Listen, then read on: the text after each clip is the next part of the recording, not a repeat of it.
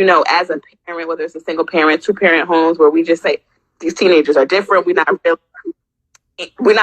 what to do. Sis, help us out. Absolutely.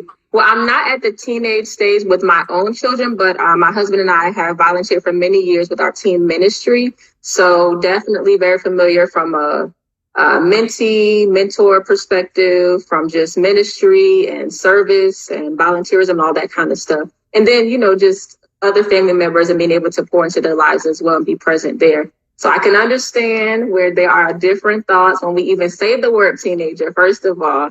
So you know what? That alone, thinking about how to reframe that. So when we think about teenager, thinking about the words that come to mind and asking ourselves, how accurate is that for all teenagers, perhaps? How accurate is that for my own teenager?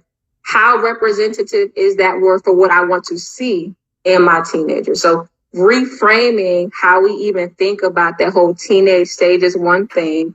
And then the other pieces, I love that you mentioned self-advocacy. It is so important to empower our children, our teenagers, our young adults to self-advocate, giving them language as to how to speak up, how to speak out, how to voice their opinions, how to speak up on behalf of a friend or peer, how to communicate how they're feeling about a situation, what feelings are coming up, what emotions are coming up, reservations they may have about different things. These are all things that we definitely want to keep the lines of communication open for and keep that dialogue going. So definitely making sure, I would say the most important thing that I found is making sure that at every age and stage, there's language being offered, language that's being able to be captured as to how to communicate on these different things.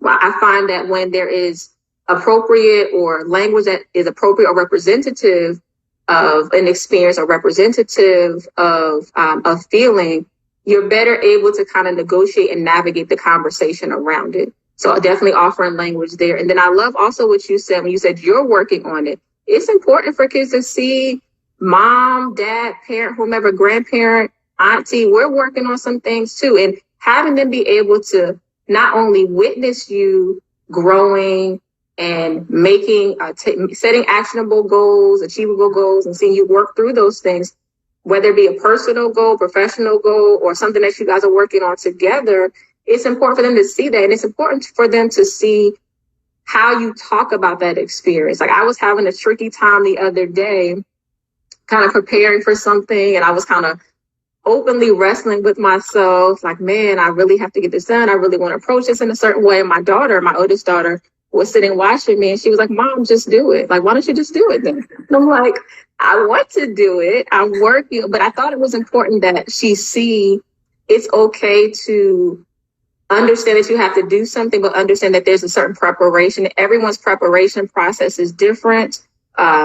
Everyone's way in which they may enter a situation is different, and being okay with having her see me in that space. Because while I would love for my children to see that and think that I'm invincible, I think that sets a different tone for them, because it doesn't allow them to see that if I have a challenging situation, well, mom has it all together all the time, so she wouldn't understand. Therefore, I'm not going to bring it to her attention because I guess I just don't have anyone to really talk about it with, because she got it together. So, I guess this is my issue to manage myself. So making sure that we are open with our children as to the fact that we're working on something